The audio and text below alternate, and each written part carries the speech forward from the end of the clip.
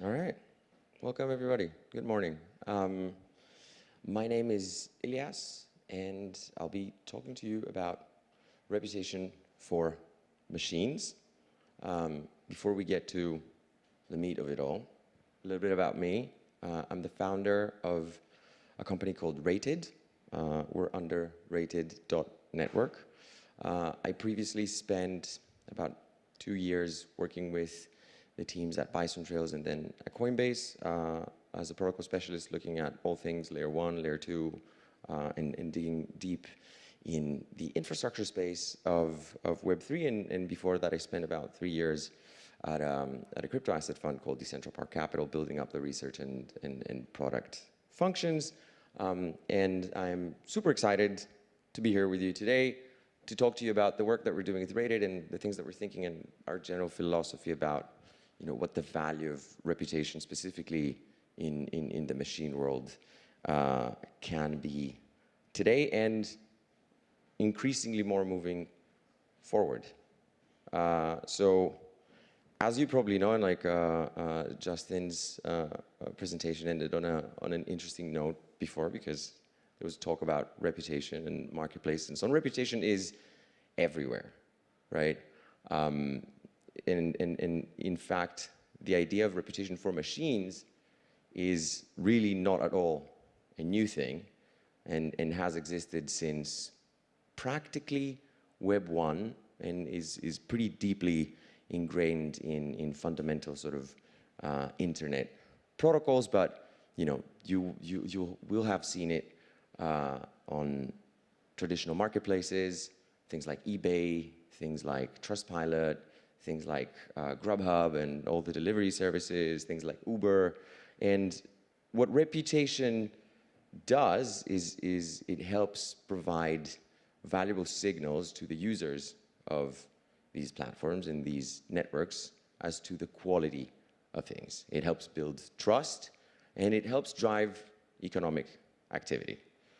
All right, so I alluded to the idea that this is, actually the slide should have been rejigged, but this is a previous version. In any case, I alluded to the idea that reputation for machines is not a new thing, and in fact, it really isn't, right? So things like the DNS, and it's not DSL, this is one of the mistakes in the slide. So the DNS whitelist and blacklist and things like PageRank and credit scores have existed for a very long time, and particularly PageRank and DNS whitelists and blacklists have really to do with machines and the way machines conduct themselves in the context of their network. And then in turn, it helps machines understand other machines, understand who is their counterpart, who are they talking to, and what has their history been in the context of their existence in that network that we're talking about. And more generally, if you abstract things a little bit more highly, you can actually make a distinction on an axis across which we can rank reputation systems from algorithmic to user-generated. So algorithmic are a little bit slower, more first principles. What do we want to measure? What are the behaviors that we want to kind of classify and give quality scores, if you will, to, and kind of come with a high-level fixed view of the world, and then allow data to kind of pass through that algorithm and generate scores across the index. And then there's user-generated reputation systems that basically are more dynamic and are better suited to things that are not, they're more expressive and expansive, like a network of humans that interact with each other and buy and sell. And there's all kinds of points on the spectrum that people can land. And why is reputation an interesting thing to be thinking about? Well, because it has benefits. So there's scientific studies that have proven over and over again that more and better reputation in marketplaces, for example, can lead to people, vendors specifically, drive more volumes to increase a premium on the prices that they trust. And in fact, it's actually also better for the marketplaces themselves. So I didn't need to tell you that, but it's an interesting little stat that, that we've come across in our work. So pretty well understood insofar as peoples go, but when it comes to reputation for machines, yes, PageRank, yes, DNS, but it's not an obvious pairing of the two concepts, machines and reputation. But where we're coming from is the idea that machines run this ecosystem that we all operate in, right? Whether you're building an application, whether you're running a node, you exist in a network that is run by machines. And these machines are not unboundedly expressive. They follow a spec. The spec changes over time, but they also carry through the agency of their operators. The way you tune a machine, the way you tune a node, the way you decide to take more or less risk to jack up your performance, potentially, says something about the way you conduct yourself. And since these are games that are played in multiple rounds, block by block, the more these games are played, the more it actually makes sense to think along the lines of reputation for these machines, but also for their operators. And I'll come back to it towards the end of the talk. But it's interesting to think about what sort of world we end up living in if these machines that start talking to one another can only optimize along vectors that are easily quantifiable, like monetary value. But we'll get back to this in a little bit. So one of the problems that kind of were the impetus for me leaving my previous life and starting Rated was the idea that in this whole world of reputation and its components, I really kept stumbling upon the same issue, which I'm sure many of you listening and here in the audience will have come across as well, which is that you would ask, specifically in kind of like the validator operator world, which I spent a bunch of time in and I still do, you would ask N operators, what is performance? How do you measure it?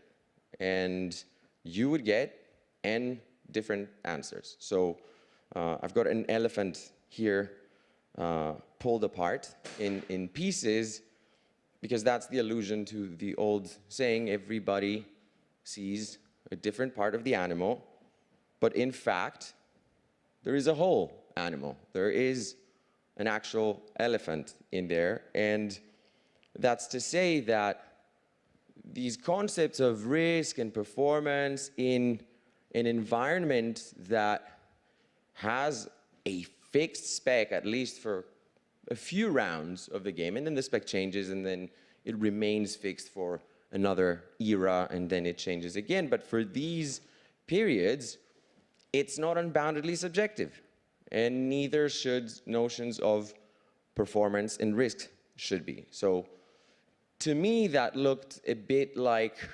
a sort of market failure, if you will, a lack of coordination among participants in that ecosystem. And then I started thinking, what could you build? What could you do if actually all these people agreed?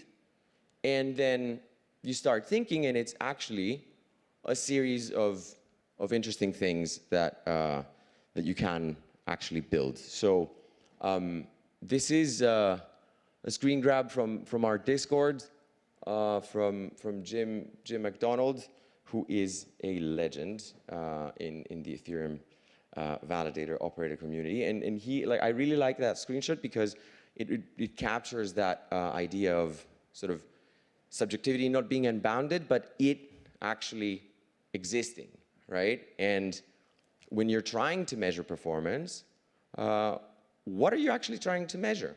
Are you trying to measure how much a validator, for example, helps the chain move forward? Or are you trying to measure how much money they're making? Or are you trying to measure how that validator behaves in comparison to the rest of the network? So there's a lot there, but it's also not unbounded. They are slightly different, but they're not wildly different. And so the way we think about reputation for Ethereum validators specifically, I should note we've started with the Ethereum beacon chain. We think that the Ethereum beacon chain and Ethereum is the most consequential chain that is live at the moment, beyond probably any reasonable doubt. And we think that it is the most interesting environment to actually kind of be probing and building this idea of machine reputation. So the way we're thinking about things, but clearly like this framing is actually transferable to many other things and many other networks, and potentially not even only validators, right? Like sequencer nodes that help rollups communicate with the layer 1 that they draw security from can also have reputation, and sequencer sets can have reputation, and relayer nodes can have reputation that help two chains actually communicate to one another and pass messages from one another. And it's interesting to think if you have that thing well contextualized, then there's a bunch of stuff that you can build, like, smart relays, for example, and more efficient ways to actually distribute resources and financial products. We'll get that in a bit, but for now, let's stick with this formulation right here. So how do we think about building that sort of machine reputation layer? And we think of this in sort of 3 distinct categories.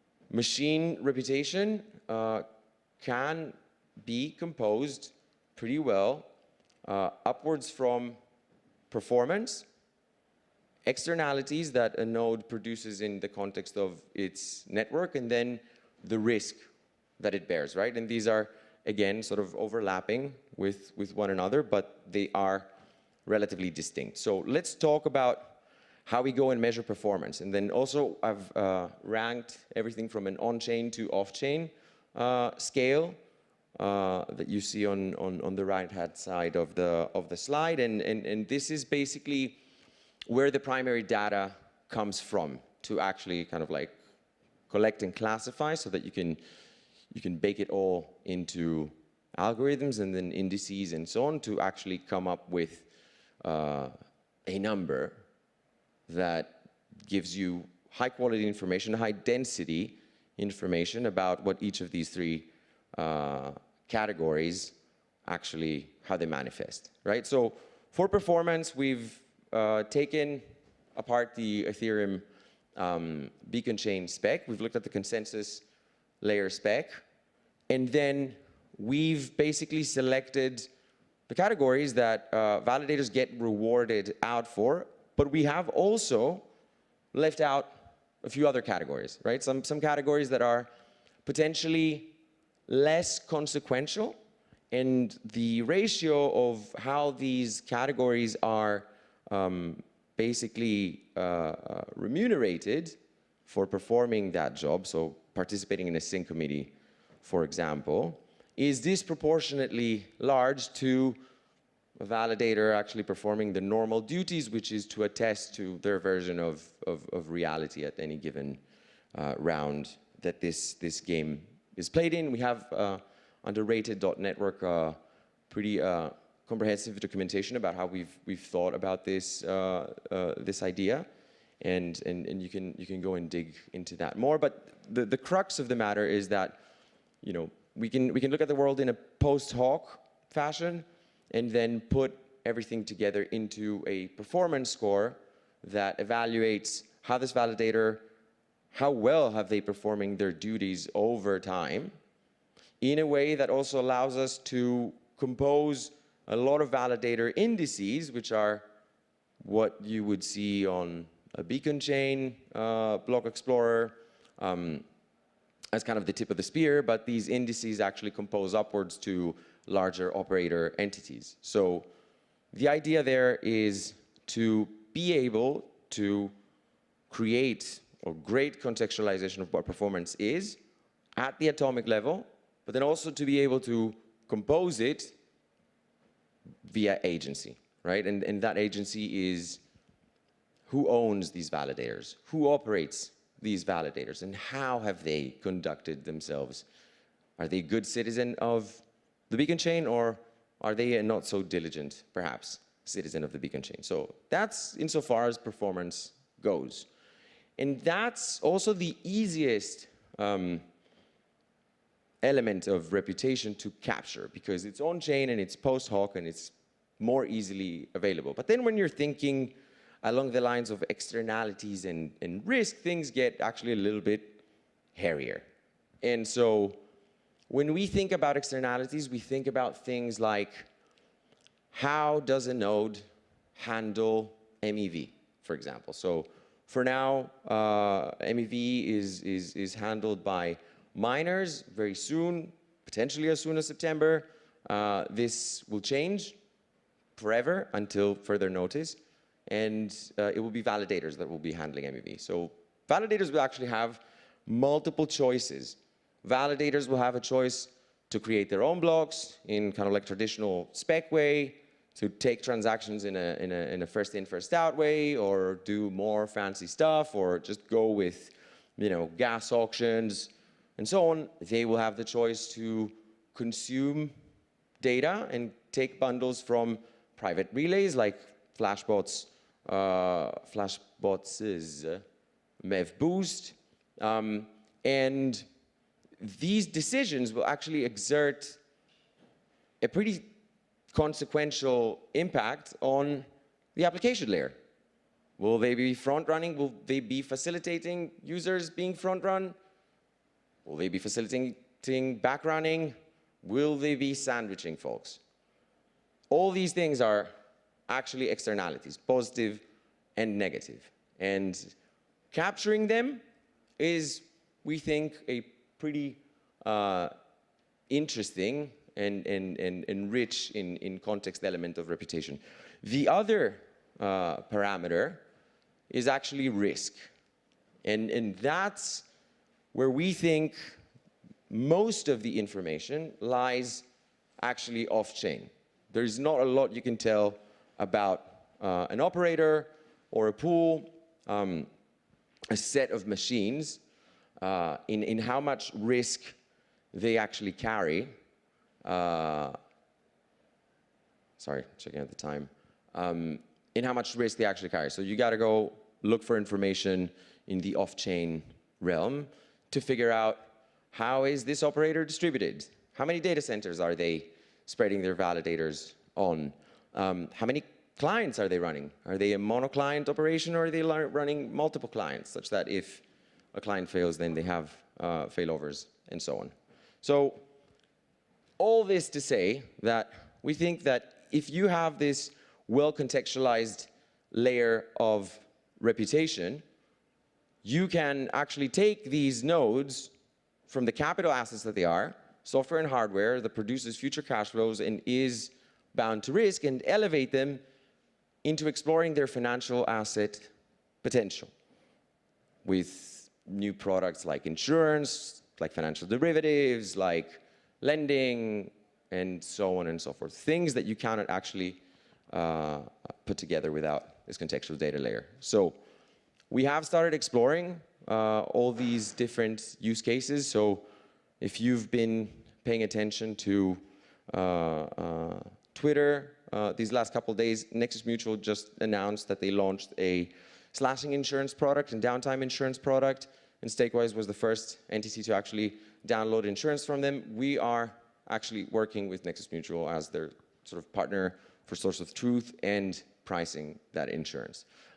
We've been helping Lido as they consider new onboardings in their last 2 rounds, among other parameters, but there's an interesting sort of experiment we've been running there.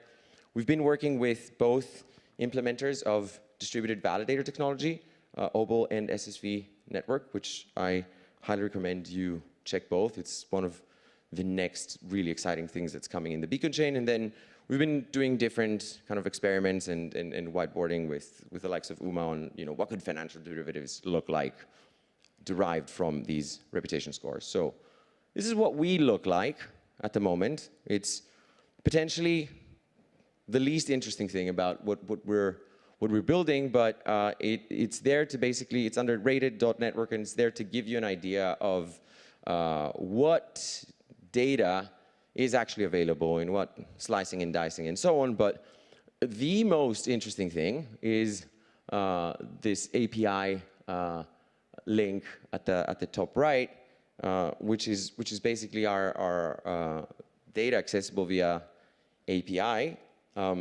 which we haven't kind of been very public about, but we have already a bunch of people actually tinkering with it, and we're getting really high quality feedback. So I do encourage you, if you are interested in kind of playing with the data and building things off of the data, please come to the website, go to the API, come to our Discord, talk to us, and we'll do everything that we can to help you actually figure out the context that you need.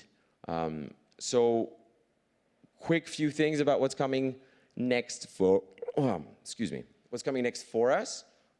We are in the process of kind of moving out of V0 and going into V1. A big part of this effort, specifically with the merge coming, is actually contextualizing the wealth of sort of interplay of interactions between the consensus layer and the execution layer. Things like, how do validators handle transaction fees, how do they handle MEV, classifying some of that MEV, and so on. So there's like a big scope of work that we're pursuing there. And then this will also come with a refresh of the Network Explorer, just making it a little bit more expansive and expressive, and the same thing with the API.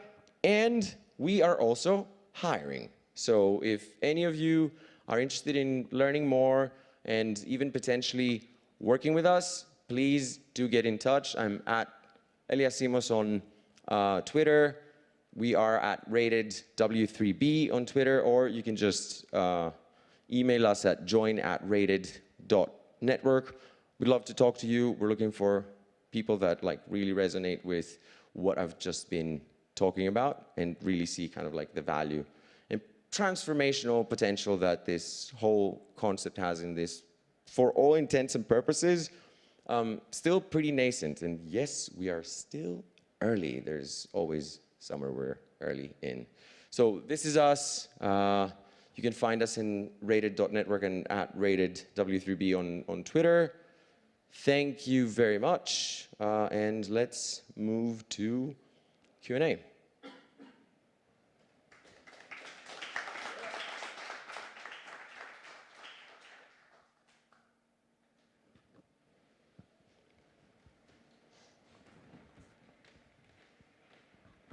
Hi, thanks for your presentation. I was wondering, you mentioned a bit about MEV and validators.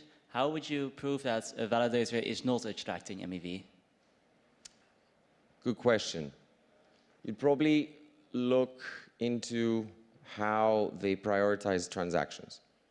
And so there's a very large scope, probably if the adoption of things like MEV Boost is as it's being communicated, so to the tune of 80% of blocks that are being produced that are coming from private relays, you can possibly be listening to both sides. So you see the print on chain, but then you're also listening to what's happening on the relay side.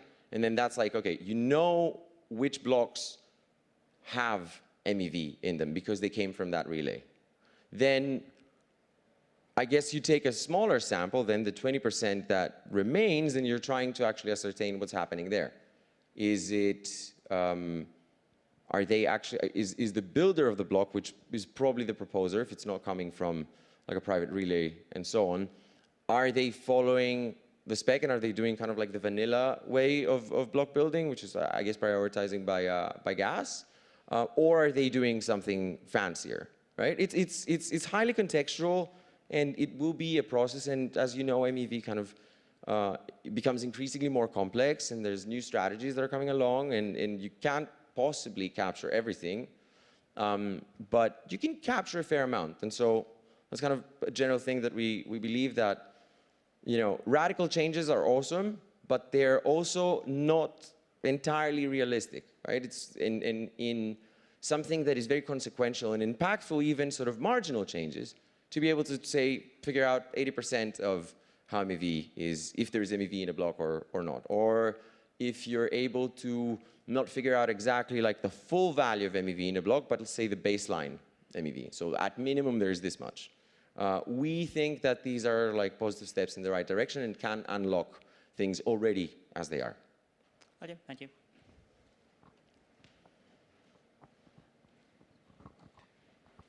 Hello, Elias. Nice presentation. Thank you. For example, with Lido, what does like the data that you're providing them like look like? Is it just like a score based on all the validators that they're looking at, and then they just take like the best ones and delegate to those people? Or like what does that use case look like and process? Yeah, great question. So this goes back to kind of the usefulness of the front end. As you can see there at the top, we have a participation rate, inclusion delay, and correctness, which are, I'm not going to tire you with what each of those means, but you can go and read about them in our docs. And these sort of like bubble up into the effectiveness rating that you see there, which is basically our attempt to capture how well a validator is performing according to spec, and then also actually project rewards forward with something that doesn't have randomness embedded in it, right? So if you auto-regress effectively a validator's past performance exclusively looking at rewards and draw the linear regression forward, you'll get like results that are slightly skewed because there are these kind of party rounds, effectively, if you will, that a validator can participate in. They can get like a really big reward, but that isn't necessarily reflective of their sort of long-term potential, right? And so we've kind of like removed this 15–20% of randomness from the way we sort of view the world, and we've come up with a score that captures their sort of performance in the context of the network. And so Lido has been looking at, you know, things like penalties that validators have accrued. We have, I believe there is, yeah, over here, there's a contextualization of that, and also the effectiveness score, right? And they have like a bunch of other parameters that they're looking at, like the off-chain stuff that we talked about, but this is kind of like another layer of, you know, screening and sanity checking and so on that they can bake into their decision making about allowing more people into the validator set. Cool, thanks. Cool, we're done. Thanks. We can grab some time later outside. Thanks, everybody.